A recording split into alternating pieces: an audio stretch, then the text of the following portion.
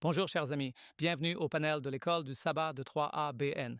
Nous commençons maintenant la 7e leçon de notre étude sur les premières et deuxièmes épîtres aux Corinthiens. Cette leçon s'intitule Un portrait de l'amour. À quoi ressemble l'amour? Comment savez-vous que vous le recevez? Comment savez-vous que c'est authentique? Comment savez-vous que c'est fabriqué? Ces réponses et bien plus encore seront abordées dans cette leçon passionnante sur le portrait de l'amour, voir Jésus à travers les yeux de l'amour. Si vous souhaitez nous suivre, rendez-vous sur 3abn sabbatschoolpanel.com et téléchargez une copie numérique de la leçon. Ou mieux encore, trouvez votre Église adventiste du 7e jour local et rejoignez-les dans cette étude du livre des premières et deuxièmes épîtres aux Corinthiens. Mais quoi que vous fassiez, ne partez pas. Nous revenons tout de suite.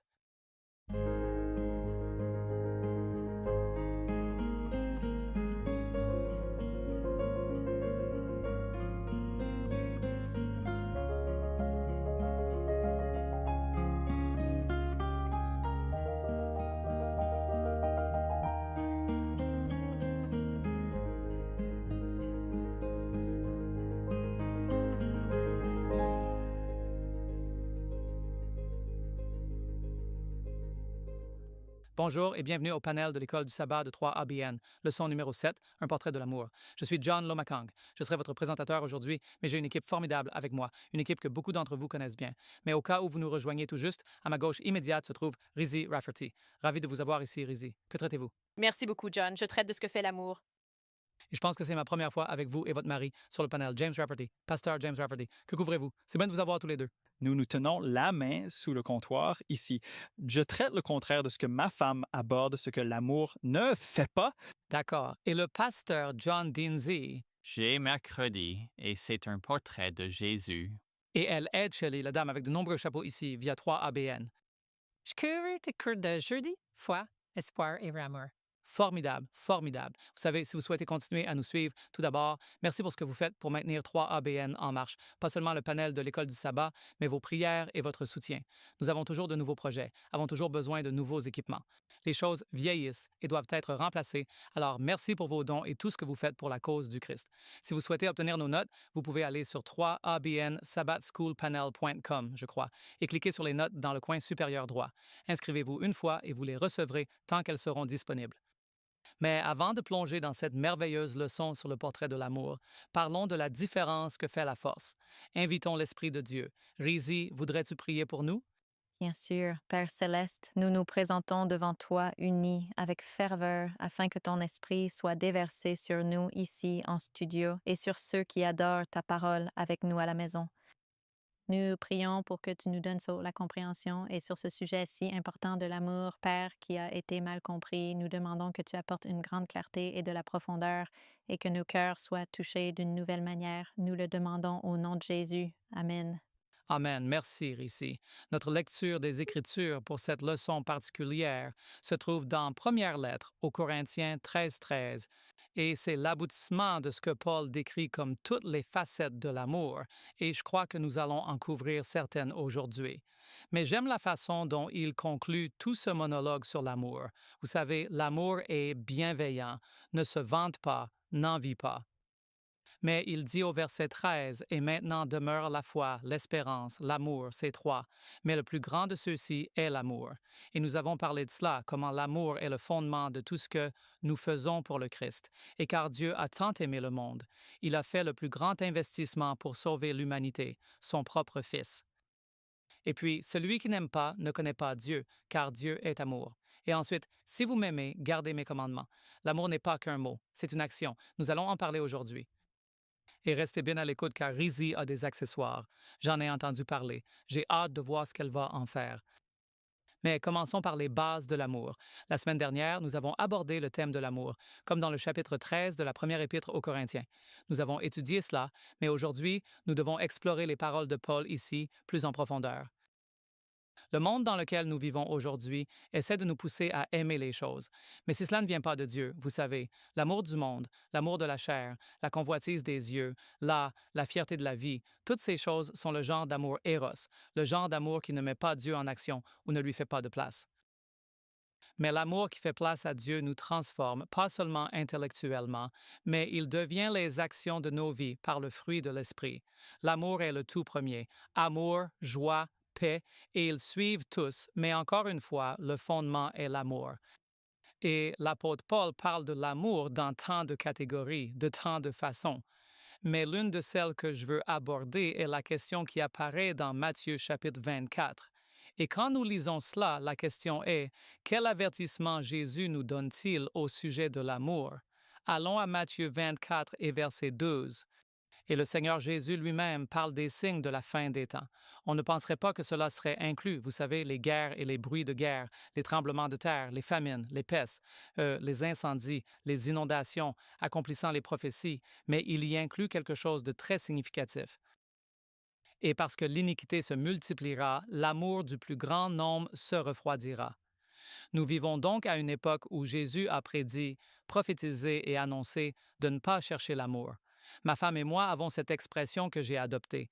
J'ai en quelque sorte contribué à l'ancrer dans ses pensées. Chérie, si tu ne le cherches pas et que tu ne l'obtiens pas, il ne te manquera pas. Parfois, nous cherchons l'amour au mauvais endroit. Parfois, nous cherchons l'amour auprès de gens incapables d'aimer parce qu'ils ne s'aiment pas eux-mêmes. Tu sais, quand la Bible dit « Aime ton prochain comme toi-même », que se passe-t-il si tu ne t'aimes pas toi-même? Et je crois que c'est la raison pour laquelle Jésus a donné un nouveau commandement. Aimez-les comme je vous ai aimé. Il ne dit pas quelque chose de différent, mais il dit « Ne faites pas de vous-même le point de référence. Faites de moi le point de référence, car son amour ne cesse jamais. » Mais aujourd'hui, réfléchissez à cela. Les avertissements des derniers jours sont que le péché augmentera, l'anarchie se répandra et l'amour se refroidira. Remarquez, pas la haine d'abord, mais la froideur d'abord. Car quand l'amour se refroidit, la haine commence à montrer son visage hideux, et vous découvrez que l'une des clés, le plus grand danger de la fin des temps, n'est pas seulement la tromperie, mais étonnamment, c'est la perte de l'amour. Combien de personnes peuvent trouver l'amour dans ce monde? Si vous pensez au monde, c'est une société très manipulatrice, et nous ne pouvons pas dire que nos gouvernements, nos dirigeants, nos politiciens, les dirigeants mondiaux agissent par amour pour leurs citoyens. En fait, c'est tout le contraire. Ils s'aiment souvent eux-mêmes et sont mus par leurs propres intérêts. Les sociétés, les rois, les princes, les puissants, les présidents, les premiers ministres sont davantage motivés par leurs programmes que par les besoins du peuple. C'est pourquoi certains des pays les plus riches au monde ont les sociétés les plus pauvres, car les dirigeants s'enrichissent eux-mêmes. J'étais en Afrique une fois. Je ne mentionnerai pas le pays et les détails, mais il y a de nombreuses années, un film a été réalisé par ce pays intitulé Blood Diamond, l'une des nations africaines les plus riches, et pourtant le peuple est au plus bas niveau de pauvreté parce que les dirigeants s'enrichissent en vendant leur nation. Pourquoi? Car l'amour de l'argent est la racine de tous les maux. L'amour, encore une fois. Alors la question est, qu'est-ce que l'amour agapé? Jean 13, 34. Aimez-vous les uns les autres comme je vous ai aimé. Jésus définit l'amour agapé ainsi, désintéressé, sacrificiel, inconditionnel et à l'image du Christ. Vous vous souvenez peut-être de Jésus quand il a mis Pierre au défi. M'aimes-tu? Et Pierre a répondu 3 fois, car Jésus a posé la question 3 fois. Pourquoi? Parce que Pierre a renié Jésus 3 fois. Mais chaque fois que Jésus demandait « M'agapes-tu? » Pierre répondait « Non, je te philéo. » Il a dit « M'agapes-tu? » « Non, je te philéo. » Et alors Jésus a dit « Puisque tu me philéo, paie mes brebis. » Il a donc rejoint Pierre là où il en était. Pierre a dit « Seigneur, tu sais toutes choses. Tu sais que je t'aime comme un frère. » Et ce qui est bien, c'est que si nous pouvons commencer par là, si nous pouvons nous aimer comme des frères, alors nous verrons que Jésus comble ce vide et nous donne ce qu'il faut pour que les autres, malgré nos défauts, ressentent son amour inconditionnel. Mais l'amour agapé ne repose pas sur des sentiments, il repose sur une décision et un abandon. Alors, qu'est-ce que cet abandon? Regardez Romains 5:8. Je vais juste en lire une courte version. Le plus grand exemple d'amour est celui-ci. Alors que nous étions encore pécheurs, le Christ est mort pour nous. Alors que nous étions pécheurs, j'ai souvent dit, quand nous lisons ce passage, alors que nous étions encore pécheurs, alors que nous étions encore pécheurs. Réfléchissez à ceci et gardez ce fait en tête. S'il est mort pour nous alors que nous étions encore pécheurs, nous définissons-nous toujours comme des pécheurs ou comme des saints? J'ai adopté une expression qui figure désormais au dos d'un T-shirt. Le pasteur Denzi, dans notre église de Carbondale, ils ont maintenant sur leur T-shirt « Saints en construction ». Et vous m'avez souvent entendu dire cela. Nous sommes en construction car le Seigneur nous aime et l'œuvre qu'il a commencée en nous, il va l'achever. Ce travail n'est pas seulement une œuvre d'acuité intellectuelle, il nous transforme pour refléter parfaitement un amour que nous ne comprenons pas encore. Voyez-vous, à la croix, l'amour fut rejeté, l'amour fut trahi, l'amour fut immérité, mais Jésus l'a pourtant donné. L'amour qui fut rejeté, l'amour qui fut trahi, l'amour immérité, Jésus l'a pourtant offert. J'avais une affirmation. L'amour agapé ne demande pas. Le mérites-tu? Il demande. Comment puis-je refléter le Christ? Et ainsi Jésus, ne se reflétant pas lui-même, il a simplement demandé, là, comment puis-je l'offrir? Et je crois que l'un de ses plus grands actes d'amour fut, avant de mourir, de dire, Père, pardonne-leur, car ils ne savent pas ce qu'ils font. Remarquez, envers des gens ignorants des conditions et des conséquences de leurs actes, le Seigneur a offert par amour, Père, pardonne-leur. Le méritait-il? Absolument pas.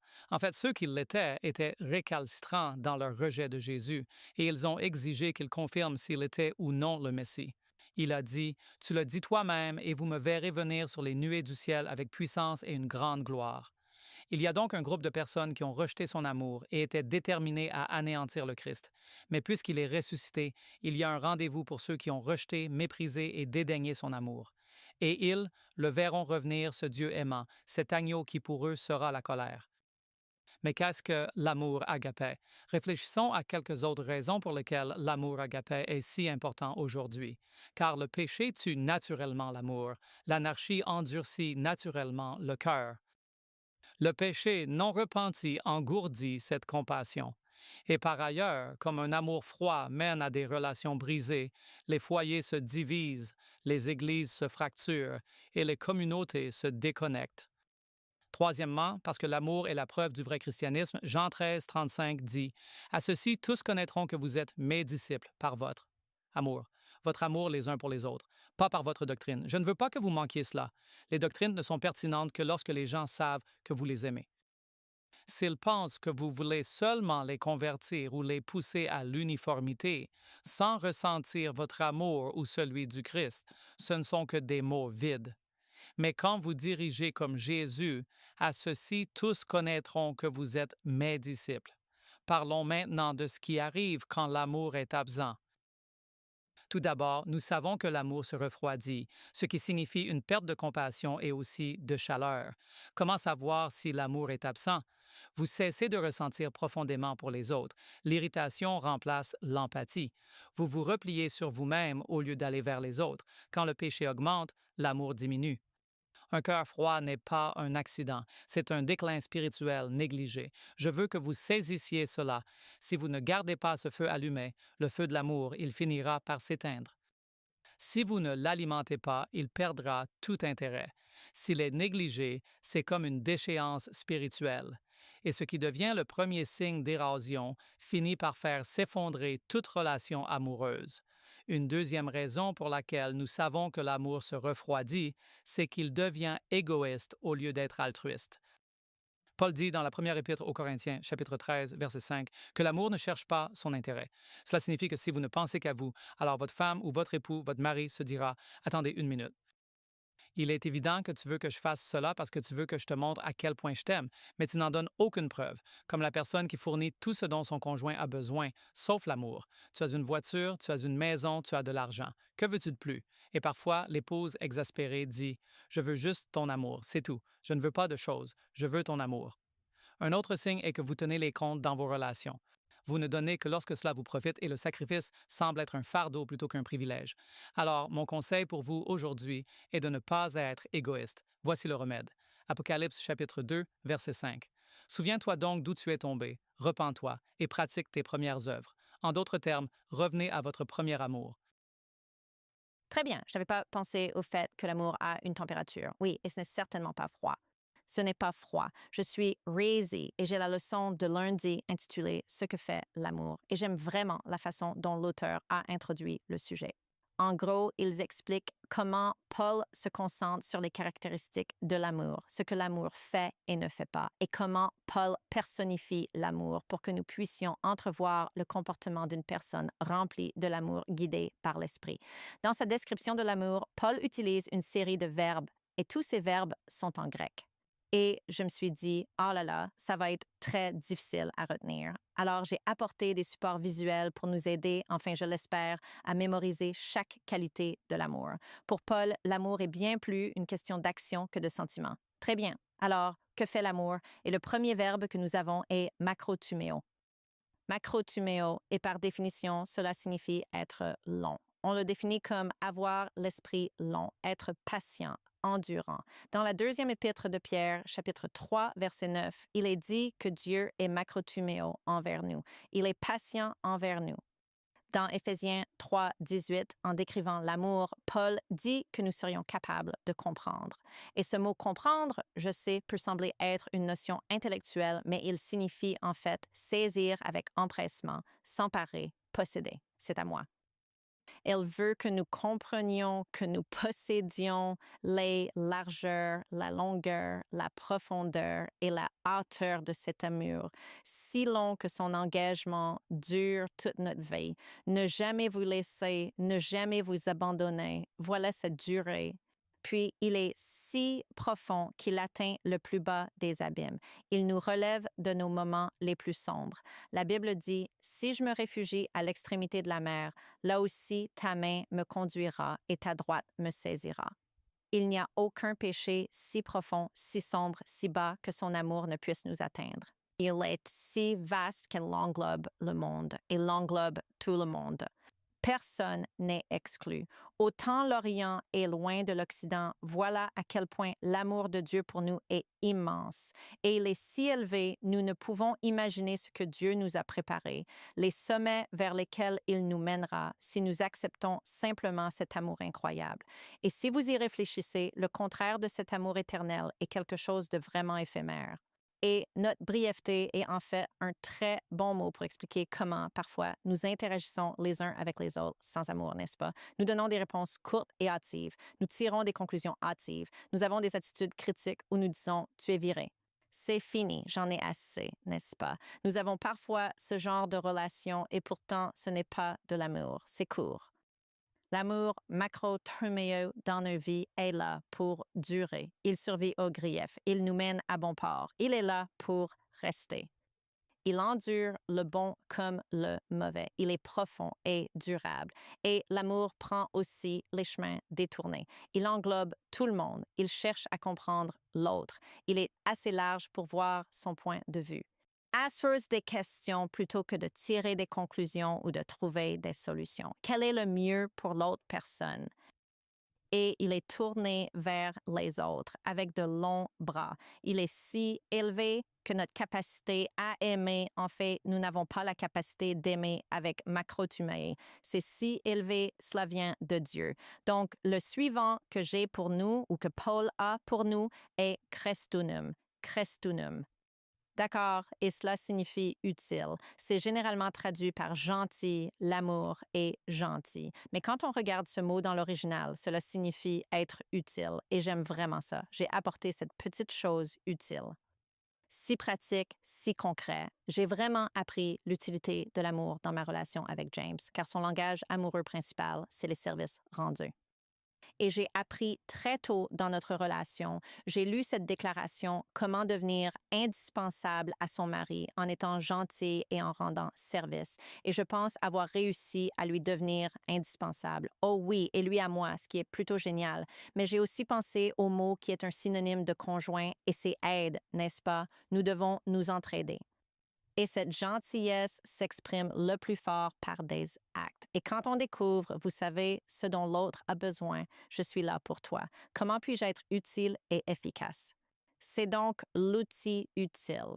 Ensuite, passons au verset 6 sur le fait de se réjouir avec la vérité. Et le verbe grec est sunchairo, qui signifie sympathiser dans la joie, féliciter ou se réjouir avec.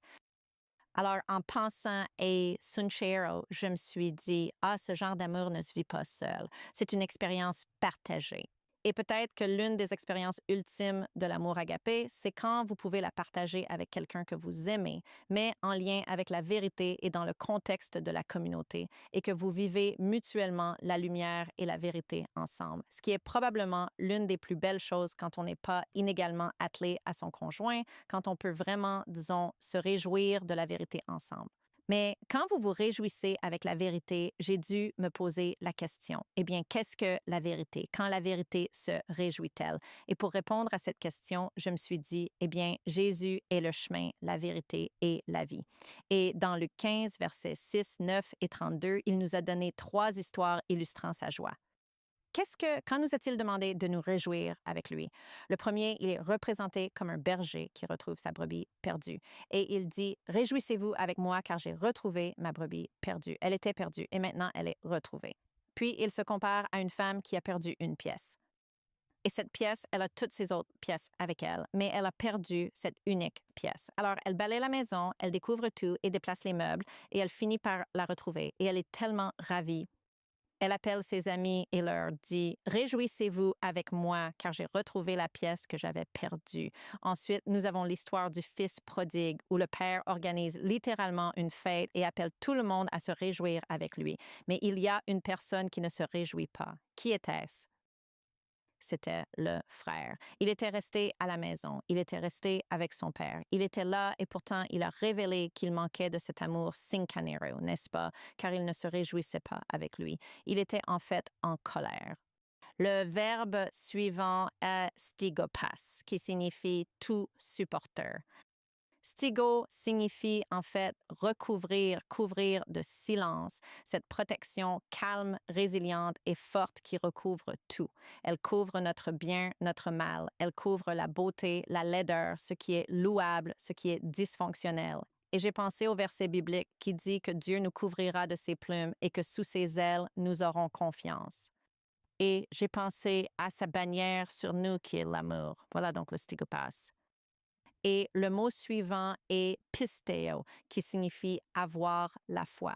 J'ai apporté ceci parce que chez nous, nous avons un grand cadre au mur qui dit que dans cette maison, nous pardonnons vite, aimons inconditionnellement et croyons au meilleur chez chacun. Et croire au meilleur chez l'autre, c'est avoir la foi. Et généralement, on croit au meilleur chez l'autre parce qu'il n'agit peut-être pas au mieux à ce moment-là, n'est-ce pas? Alors, votre foi va même au-delà de ça. Et encore une fois, en énumérant et en soulignant comment l'amour n'est pas un sentiment, mais la foi. Et le suivant, hypomineux, signifie rester dessous, derrière, demeurer, persévérer, la force d'âme. Il endure toutes choses. Le suivant est ellipso, qui signifie s'attendre à. Et ce mot s'attendre et signifie aussi espoir. J'espère que vous voyez mon petit signe d'espoir. Espère tout, c'est ce que fait l'amour. Et cela renvoie à la croyance ou à l'attente que quelque chose de bon va arriver.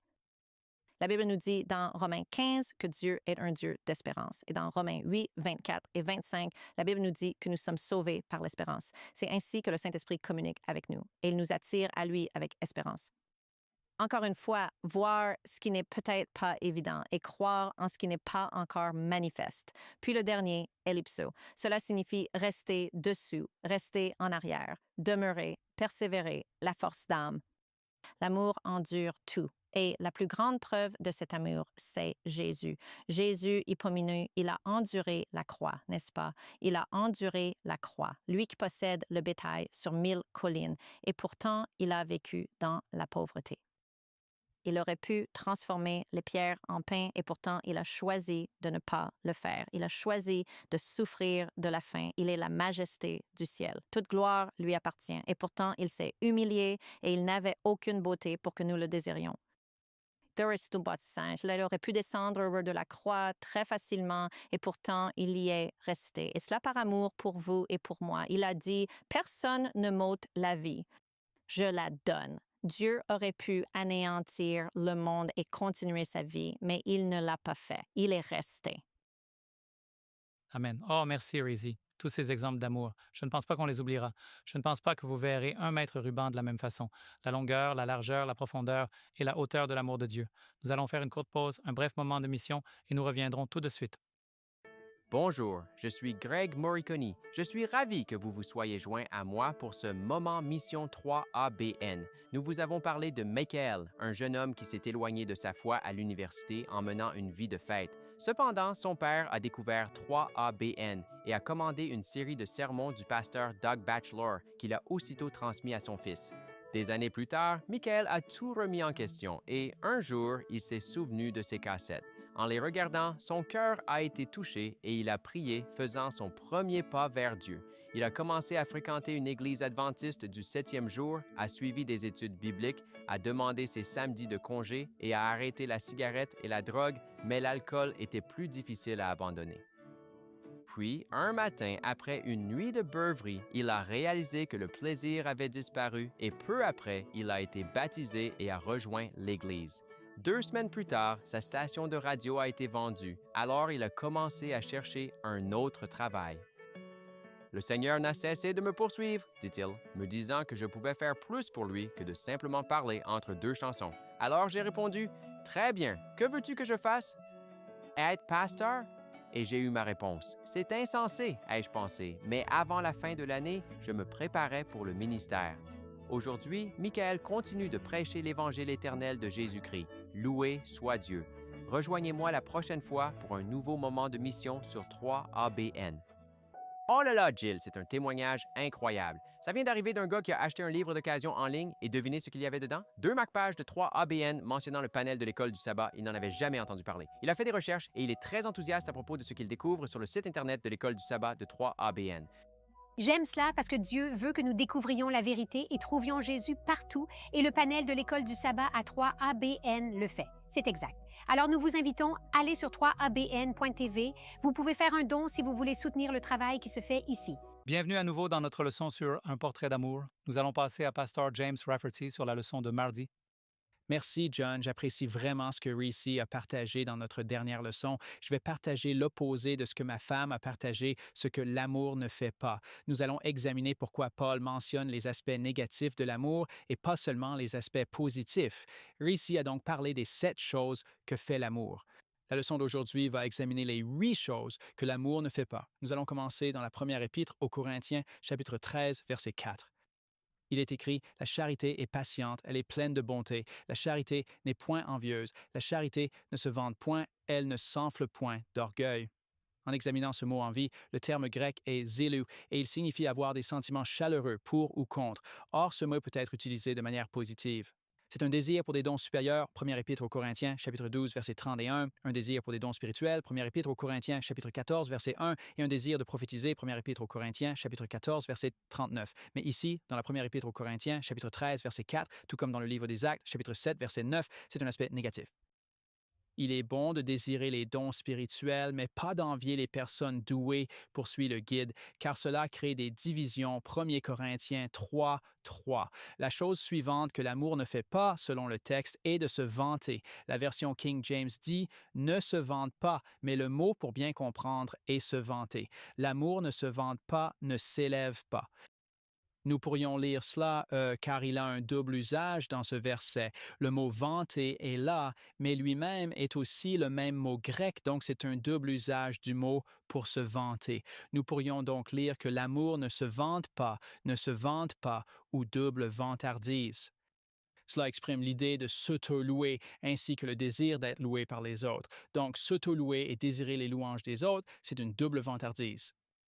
Cela m'a rappelé un autre verset biblique, Proverbe 27, 2, que ce soit un autre qui te loue et non ta propre bouche, un étranger et non tes propres lèvres. Laissez quelqu'un d'autre vous vanter, mais ne vous vantez pas vous-même ou ne faites pas de double vantardise.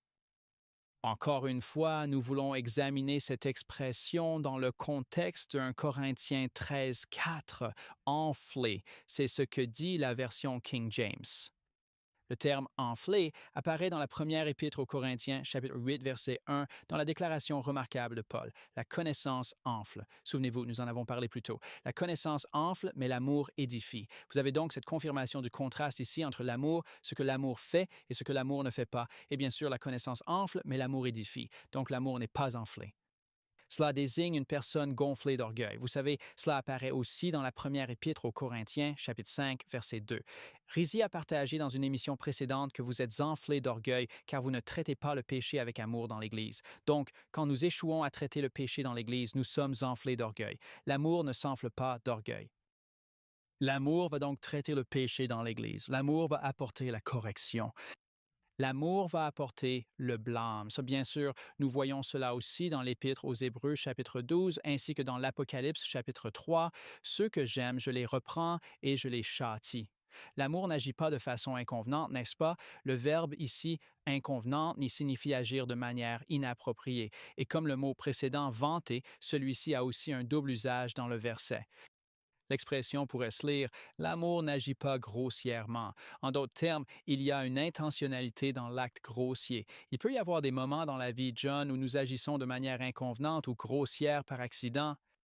Nous pouvons dire ou faire quelque chose qui offense quelqu'un sans le vouloir. Deux, n'est-ce pas? Peut-être ne comprenons-nous pas les coutumes ou les traditions d'une autre culture.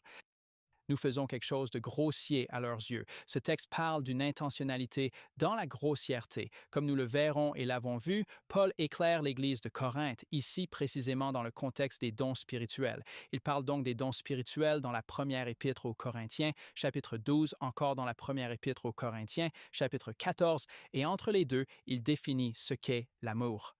Et il dit, « Hey, l'amour n'agit pas intentionnellement de manière grossière ou inconvenante. » Maintenant que je vous éclaire sur les dons spirituels, j'espère que vous suivrez ce meilleur principe qu'est l'amour et que vous ne serez pas intentionnellement impoli en utilisant mal ces dons. Si, après avoir compris les principes de l'amour, ils continuent d'agir avec impolitesse, alors ils font ce que dit ce verset. Ils agissent de manière impolie ou intentionnellement grossière. L'amour ne cherche pas son propre intérêt. L'amour ne cherche pas son propre intérêt, chercher son propre bien, dans le sens de se placer au centre ou de s'adorer soi-même. Voilà ce que vise cette expression. C'est le virus de l'égocentrisme qui infecte la nature déchue de chaque être humain, n'est-ce pas? Notre nature déchue tend naturellement vers l'égocentrisme. Notre nature déchue tend naturellement à se placer au centre. Notre nature déchue est naturellement égoïste. Dieu est donc venu accomplir dans notre nature humaine déchue, la volonté de Dieu et non la sienne. Jésus-Christ a dit, « Je ne ferai pas ma propre volonté, je ferai la volonté du Père. Tout ce que je vois le Père faire, c'est ce que je ferai. Que ma volonté ne se fasse pas, mais la tienne. » Il est venu restaurer en nous ce désir d'être tourné vers les autres dans notre façon de vivre et d'agir, et Jésus-Christ a accompli cela dans la nature humaine. Il est le second Adam, et nous naissons tous naturellement du premier Adam, mais quand nous renaissons, nous naissons du second Adam, et nous revêtons la nature du second Adam par l'œuvre du Saint-Esprit. L'amour ne s'irrite pas facilement.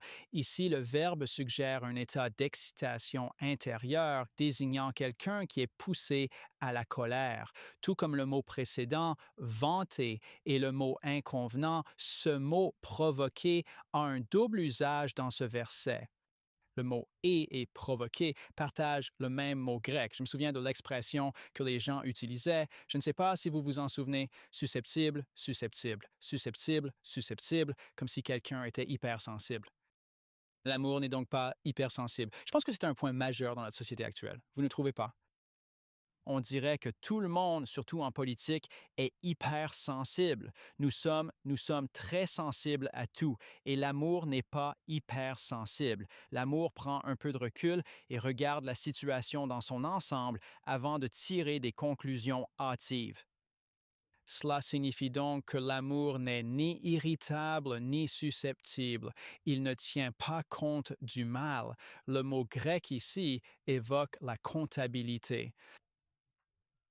L'amour, en un sens, ne tient pas de comptabilité des torts, ce qui signifie que l'amour ne prend pas les torts en compte. En d'autres termes, l'amour pardonne et nous le voyons tout au long de la Bible. Vous savez, dans l'Évangile selon Matthieu au chapitre 18, Pierre est venu voir Jésus et a dit « Combien de fois devons-nous pardonner? Jusqu'à 7 fois? » Et bien sûr, c'était bien plus que les 3 fois auxquelles tout le monde était habitué. C'était vraiment très patient.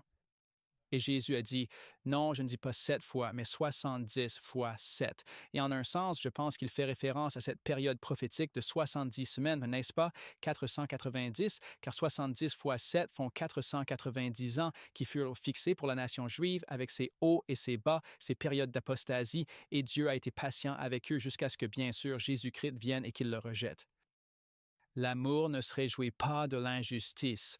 Le mot utilisé ici pour injustice est adikia, et il ne faut pas le confondre. Le mot est bien adikia, pas Ikea, mais adikia. Cela signifie donc injustice. Cela désigne une faute morale de caractère dans notre vie ou dans nos actions.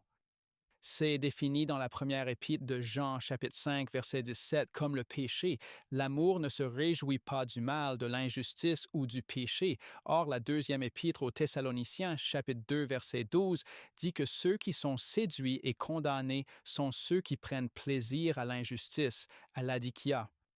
Cela est logique, car l'amour se manifeste en gardant les commandements de Dieu. Ainsi, ceux qui prennent plaisir à l'injustice sont ceux qui prennent plaisir à transgresser les commandements de Dieu, alors que l'amour se manifeste, a dit Jésus, en gardant les commandements de Dieu.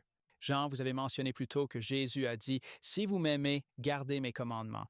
Ainsi, ceux qui prennent plaisir à l'injustice ou à la transgression de la loi sont dépourvus du véritable amour, de l'amour de Dieu. L'amour ne tient donc pas seulement aucun compte du mal, mais il ne s'en réjouit pas non plus. Le monde est rempli d'iniquité en ce moment. Le monde est rempli d'injustice et bien souvent, les gens prennent plaisir à cela. Vous savez, vous pouvez faire défiler votre téléphone, vous pouvez regarder de petites vidéos, vous pouvez regarder des films, toutes sortes de médias qui se concentrent sur l'injustice, l'anarchie, et nous prenons alors plaisir à cette anarchie. C'est pourquoi Dieu nous encourage, non seulement ici dans le chapitre 13 de la première épître aux Corinthiens, mais à travers toute la Bible, à nous concentrer sur le sens pur de l'amour, et c'est Jésus-Christ. Il est l'amour dans son sens le plus pur. Il est l'amour dans sa totalité. Il incarne l'amour dans son être, dans sa vie, dans sa mort, dans sa résurrection. Et l'objectif que Dieu veut pour nous est Jésus-Christ, afin que nos cœurs, nos esprits et chaque fibre de notre être soient remplis de ces principes d'amour. Et bien sûr, Paul nous les explique. Voilà à quoi ressemble l'amour et voilà à quoi il ne ressemble pas. J'espère qu'en étudiant davantage ces expressions, nous pourrons laisser ces aperçus pratiques de ce qu'est l'amour et de ce qu'il n'est pas faire partie de notre marche chrétienne avec Jésus.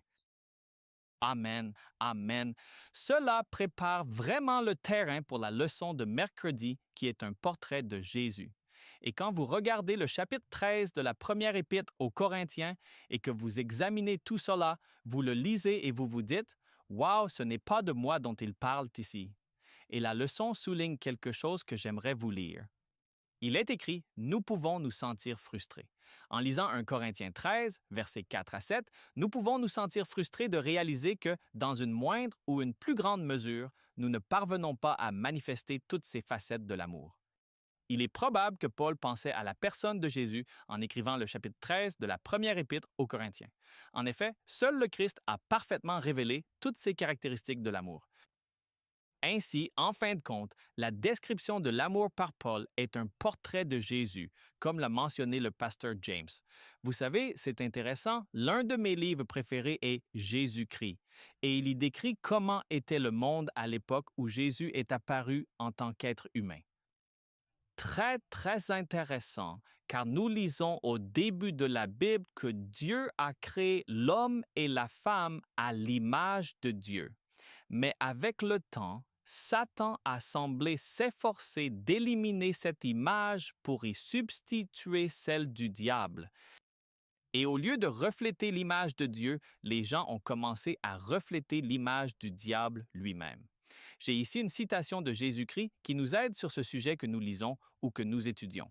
Dans Jésus-Christ, page 22, il est écrit « La terre était dans les ténèbres à cause d'une méprise sur Dieu. » Afin que les sombres ombres soient éclairées, que le monde soit ramené à Dieu, le pouvoir trompeur de Satan devait être brisé. Cela ne pouvait se faire par la force. L'usage de la force est contraire au principe du gouvernement de Dieu. Il ne désire que le service de l'amour. Et l'amour ne peut être commandé, il ne peut être obtenu par la force ou l'autorité. Seul l'amour éveille l'amour. Connaître Dieu, c'est l'aimer. Son caractère doit être manifesté en contraste avec celui de Satan. Seul un être dans tout l'univers pouvait accomplir cette œuvre. Seul celui qui connaissait la hauteur et la profondeur de l'amour de Dieu pouvait le faire connaître. Sur la nuit sombre du monde, le soleil de justice doit se lever avec la guérison dans ses ailes. Malachie chapitre 4, verset 2 est cité. Jésus-Christ, page 22. C'est très, très puissant à considérer, car cela dit que l'amour ne peut pas être imposé.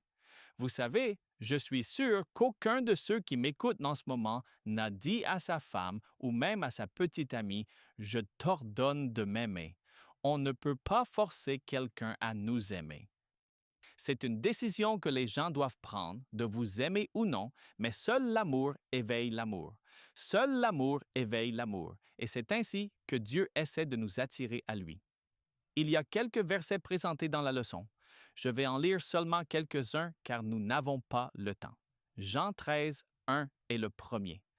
Avant la fête de la Pâque, Jésus, sachant que son heure était venue de passer de ce monde au Père, et ayant aimé les siens qui étaient dans le monde, les aima jusqu'à la fin. Wow, c'est quelque chose de puissant à considérer, à méditer. Il les aima jusqu'à la fin. Vous savez, à tout moment, de Gethsémani jusqu'à la croix, ou même à n'importe quel moment de sa vie sur terre, il aurait pu dire « Non, non, non, je ne peux pas, je ne ferai pas ça. Ces gens ne le méritent pas, j'en ai assez. » Mais non, voilà sa patience. L'amour est patient, l'amour est bon. Il les a aimés jusqu'à la fin et il vous aime jusqu'à la fin. Un autre passage que je dois vous lire est Jean 13, 34. Je vous donne un commandement nouveau. Aimez-vous les uns les autres. Comme je vous ai aimé, vous aussi, aimez-vous les uns les autres.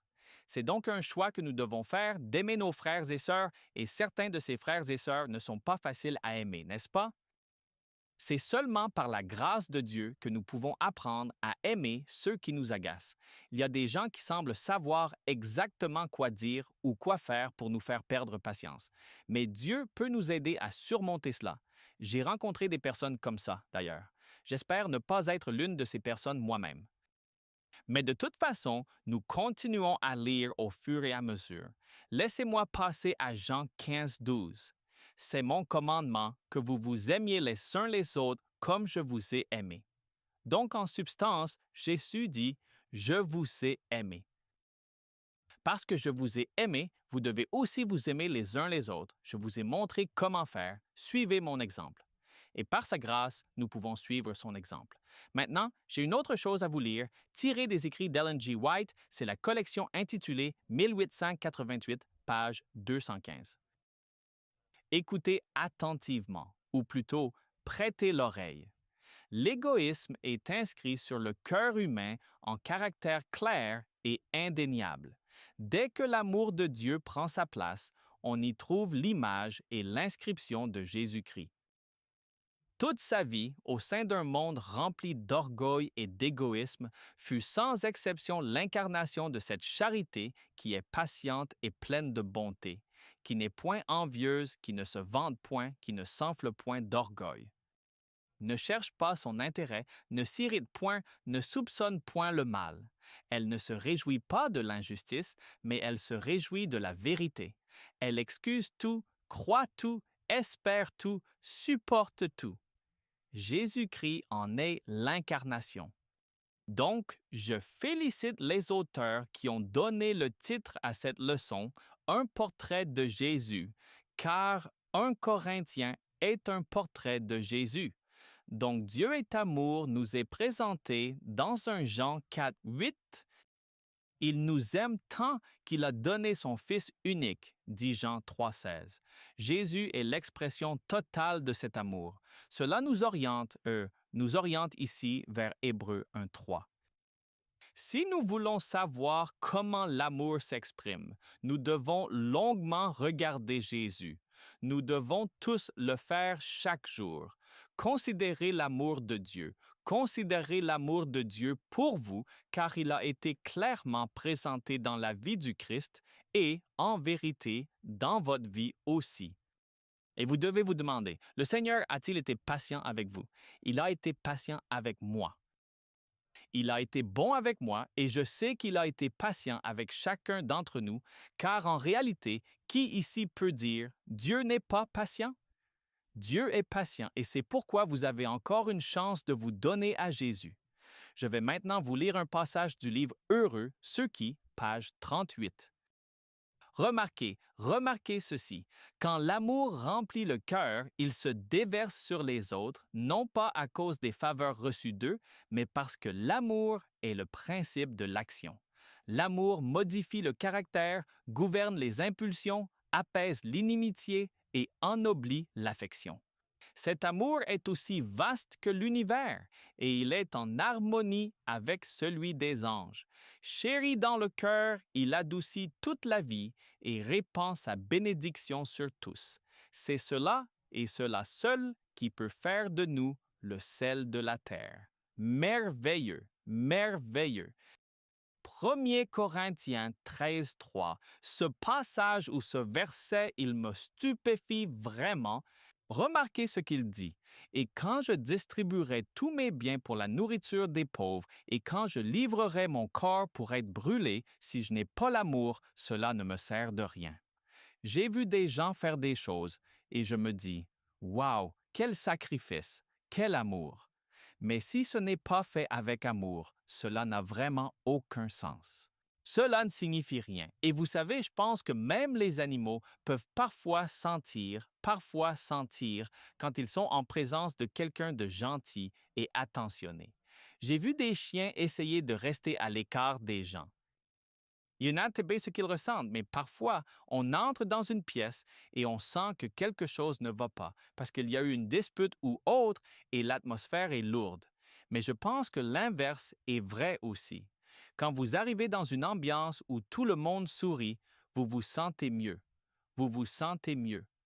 1 Épître aux Thessaloniciens, chapitre 3, versets 12 et 13, en espérant pouvoir les terminer.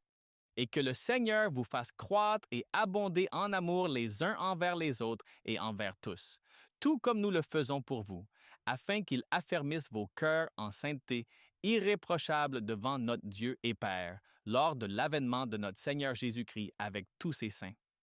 Nous devons donc aimer les saints, mais il est dit aussi envers tous. Vous savez, il y a des gens qui ne connaissent pas Jésus. Ils sont des futurs saints, appelons-les ainsi, qui ont besoin d'entendre parler de l'amour de Dieu. Et ne serait-ce pas merveilleux s'ils voyaient l'amour de Dieu et entendaient l'amour de Dieu en vous? Ainsi, ils auront un intérêt à connaître l'amour de Dieu par eux-mêmes. Que le Seigneur vous aide dans cette voie. Eh bien, Amen et Amen. C'est mon préféré, l'un de mes versets préférés. 1 Thessaloniciens 3:12 dit que le Seigneur vous fasse abonder en amour. Nous ne pouvons pas le faire seuls, mais quand vous voyez, c'est une déclaration de but, afin qu'il vous rende irréprochable dans la sainteté lors de la venue de notre Seigneur et Sauveur Jésus-Christ. Cela signifie qu'à mesure que vous grandissez dans l'amour, vous grandissez dans la sainteté, car la sainteté est simplement la séparation du péché. Vous savez, l'amour ne peut pas pécher, donc je dirais que l'amour est l'absence de péché. Le péché est l'absence d'amour. Je suis Shelley Quinn. J'ai la leçon de jeudi, foi, espérance et amour, et je vais rapidement passer en revue ce que nous avons vu, car je vais résumer cela avec le dernier verset de la première épître aux Corinthiens 13. Nous savons que 1 Jean 4,16 dit « Dieu est amour ». Celui qui meurt dans l'amour demeure en Dieu, et Dieu demeure en lui. Demeurer est le secret de la réussite. Si vous ne demeurez pas, vous ne serez même pas sauvés. 1 Jean 4,8 c'est juste. 4,16 fait écho à 4,8 qui dit « Dieu est amour ». Mais qu'est-ce que cela signifie? L'amour n'est pas simplement quelque chose que Dieu choisit de faire de temps en temps. L'amour est l'essence même de ce qu'il est et il gouverne par la puissance de l'amour, un amour désintéressé. Chaque acte véritable de miséricorde, de patience, de justice, de compassion et de don de soi découle de son cœur aimant. Et nous l'avons répété, la croix est la révélation la plus claire de cet amour. Romains 5,8 dit « Dieu prouve son amour envers nous, en ce que, lorsque nous étions encore des pécheurs, Christ est mort pour nous. » Voici le point. Dieu n'a pas attendu que nous soyons aimables. Il est descendu. Il nous a aimés dans notre déchéance. Nous étions perdus, mais il nous a aimés quand même. Il nous a aimés jusqu'à l'espérance. Il nous a aimés vers le salut. Celui qui nous appelle, qui nous corrige, qui nous prépare l'éternité, le fait avec un cœur parfaitement aimant. Oh, je veux que vous compreniez le cœur aimant de Dieu. Si vous comprenez son amour, vous serez saisis d'une sainte admiration pour Dieu, Mais son amour signifie que lorsqu'il nous transforme, devinez quoi? Il ne nous enlève rien. Il nous restaure pour que nous soyons ce que nous devons être, ce que nous étions destinés à être. Dieu est amour. Celui qui demeure dans l'amour demeure en Dieu et Dieu demeure en lui. Ce n'est pas un ornement facultatif. Ce n'est pas comme mettre des boucles d'oreilles ou un collier. L'amour est reçu dans le cœur par l'union en Christ. Et c'est la preuve de la vie du Christ qui demeure en nous. C'est la preuve que nous demeurons en lui et le Christ en nous. C'est quoi? Notre espérance de la gloire. Alors, qu'est-ce que cela signifie, notre espérance de la gloire? Lorsque Dieu a montré sa gloire à Moïse, il a déclaré son caractère. Le Christ est donc notre espoir de développer ce caractère juste. Et lorsqu'il demeure en nous, ce caractère commence à apparaître en nous. Jean 15, versets 4 et 5. Jésus a dit ceci, « Demeurez en moi et je demeurerai en vous. Celui qui demeure en moi et en qui je demeure porte beaucoup de fruits. Car sans moi, vous ne pouvez rien faire, rien, absolument rien. Vous ne pouvez rien faire. Une vie qui demeure en Christ porte du fruit, car au centre de ce fruit se trouve l'amour. L'amour est le fondement. Dieu est amour et en demeurant dans la vigne, le Christ Jésus, l'Esprit coule de la sève. La sève, merci. C'est la puissance de l'onction de l'Esprit. L'Esprit coule du cep Jésus-Christ en nous.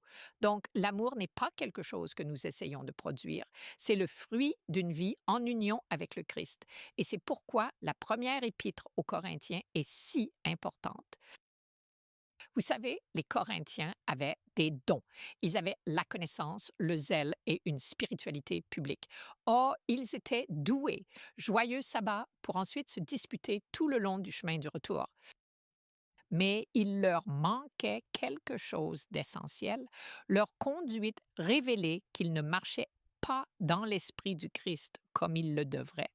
Alors, si nous retirons le mot « pas » des descriptions de l'amour selon Paul, nous voyons un diagnostic tragique. Cela signifie qu'au lieu d'être patient, nous sommes impatients. Au lieu d'être bienveillants, nous sommes durs. Au lieu d'être humbles, nous sommes vantards. Nous sommes fiers. Au lieu de chercher le bien des autres, nous sommes égoïstes. Dans la première épître aux Corinthiens, chapitre 13, versets 1 à 3, lorsqu'il parle d'éloquence, de prophétie, de compréhension, de foi, de générosité et même de sacrifice, souvenez-vous qu'il a dit « sans amour, tout cela ne vaut rien ». Alors, il a dit en fait, si je parle les langues des hommes et des anges, sans amour, vous êtes comme un airain qui résonne. Vous n'êtes que du bruit. Une foi qui déplace les montagnes, ce n'est rien. Donnez tous ces biens, cela ne vous sert à rien. Je veux dire, c'est tellement incroyable. Le ciel n'est pas impressionné par nos performances religieuses, sans l'esprit de l'amour du Christ en nous. Et vous savez, quand on regarde les Corinthiens, on peut se dire, ouf, quelle Église en désordre. Mais nous devrions laisser ce passage nous examiner, car il est si facile de défendre la vérité sans tendresse, de prêcher la doctrine sans grâce. Ne le voyons-nous pas tout le temps servir sans compassion et corriger les autres sans larmes? Paul a dit, « J'ai écrit avec des larmes ». Le ciel mesure donc notre christianisme non seulement par ce que nous disons et faisons, mais par l'esprit avec lequel nous le faisons. Regardons à nouveau 1 Corinthiens 13, 4 à 5, et je fais cela rapidement pour en extraire l'essentiel. L'amour est patient, il est plein de bonté. L'amour n'est point envieux. L'amour ne se vante point, il ne s'enfle point d'orgueil. Il ne fait rien de malhonnête, il ne cherche point son intérêt, il ne s'irrite point, il ne soupçonne point le mal. Ce n'est pas un poème de mariage sentimental. On entend souvent citer le chapitre 13, versets 4 à 7 de la première épître aux Corinthiens lors des mariages. Il s'agit ici d'un diagnostic spirituel pour l'Église. C'est une description de Jésus. Il est patient, il est bon, il ne s'exalte pas, il n'est ni dur ni égoïste. Il nous supporte, nous pardonne et continue de nous aimer alors même qu'il nous transforme. La question n'est donc pas ce que ferait l'amour, mais à quoi ressemble Jésus. Puis, par la grâce, nous l'imitons. L'amour, c'est le Christ en action. Ainsi, Jean 13, verset 35 dit « À ceci, a dit Jésus, tous connaîtront que vous êtes mes disciples si vous avez de l'amour les uns pour les autres. » Pourquoi? L'amour ne faillit jamais. Laissez-moi lire ceci rapidement. Première épître aux Corinthiens, chapitre 13, versets 8 à 12. L'amour ne périt jamais. Les prophéties prendront fin. Il ne sera plus nécessaire d'interpréter la volonté divine une fois en sa présence. Les langues cesseront, car nous parlerons tous la même langue. Où il y a de la connaissance, elle disparaîtra, car la connaissance partielle disparaîtra et sera remplacée par la vérité complète. Il dit, car nous connaissons en partie, nous prophétisons en partie, mais quand ce qui est parfait sera venu, ce qui est partiel disparaîtra. Il en vient maintenant à la première épître aux Corinthiens, chapitre 13, verset 13, et dit « Maintenant donc ces trois choses demeurent, la foi, l'espérance, la charité, mais la plus grande des trois, c'est la charité. » Ces trois vertus définissent notre vie chrétienne. La foi saisit le Christ, l'espérance attend ses promesses et l'amour reflète son caractère. Quand Christ reviendra, l'inachevé sera complété. Nous n'aurons pas à avancer par foi, car nous le verrons face à face. Mais l'amour est l'essence de Dieu et il restera éternellement dans l'atmosphère du paradis. Amen. Merci. Shelley, vos dernières réflexions. Voici ma pensée. Nous verrons bientôt notre Seigneur face à face et nous devons vivre dans la foi, l'espérance et l'amour. Laissons la foi nous ancrer, l'espérance lever nos yeux vers son retour et aimons les autres comme nous l'aimons. Reflétons le Christ. Amen. Il me semble que 1 Corinthiens 13 est presque les 10 commandements du Nouveau Testament, n'est-ce pas? Quand on regarde la définition de l'amour et qu'on comprend que toute la loi s'accomplit dans ces mots, tu aimeras ton prochain comme toi-même et tu aimeras Dieu de tout ton cœur et de toute ton âme. Ainsi, Paul l'expose dans 1 Corinthiens 13. Si nous pouvions suivre cela, cette loi serait démontrée dans nos vies. Oui, vous savez, des recherches ont été menées sur des milliers de couples mariés depuis plus de 40 ans et ils se demandent comment font ces gens pour rester ensemble. Ce n'est pas une compatibilité parfaite, ce n'est pas qu'ils ne se disputent jamais. C'est parce qu'ils ont appris à devenir des maîtres de la réparation, ils ont appris à utiliser les outils, les qualités, les verbes de l'amour et à les mettre en pratique. Une chanson profane me vient à l'esprit. Les paroles disent ceci: « Je veux savoir ce qu'est l'amour, je veux que tu me le montres. » Oh, merci Récy, merci James, merci Pasteur Dempsey, merci Shelley. Quelle est l'essence de l'amour? Nous l'aimons parce qu'il nous a aimés le premier. 1 Jean 4,19, le remède est simple. L'amour véritable donne, l'amour faux prend, l'amour véritable endure, l'amour faux abandonne, l'amour véritable sert, l'amour faux exige. Rejoignez-nous pour la prochaine leçon, la puissance de la résurrection du Christ. Et souvenez-vous, nous pouvons nous repentir et revenir à notre premier amour. D'ici la prochaine fois, que le Seigneur vous bénisse. Prions. Père, sois avec nous. Nous le demandons au nom saint et précieux de Jésus. Amen.